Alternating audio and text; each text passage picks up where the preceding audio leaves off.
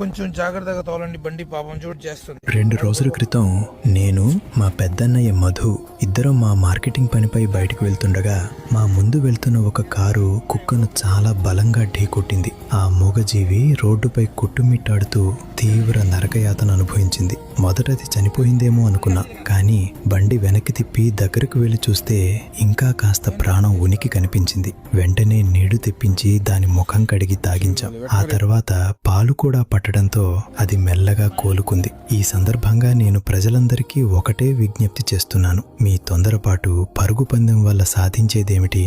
ఇక్కడ ఒక మనిషి ఉంటే వెంటనే కేసు అయ్యేది, 108 అంబులెన్స్ వచ్చేది. కానీ ఇలాంటి అమాయక ప్రాణాల కోసం ఏ పోలీసు రాడు, ఏ అంబులెన్సు రాదు. ఒక వాహనం గుద్ది వెళ్తే మరో వాహనం దాన్ని తొక్కేసి వెళ్తుంది. ఆ జీవులు అక్కడే నరకం చూస్తూ ప్రాణాలు విడుస్తాయి. దయచేసి మీ ప్రయాణాల్లో కాస్త జాగ్రత్తగా ఉండండి. ప్రతి జీవిలోనూ ఆ దేవుడు ఉంటాడని గుర్తుంచుకోండి.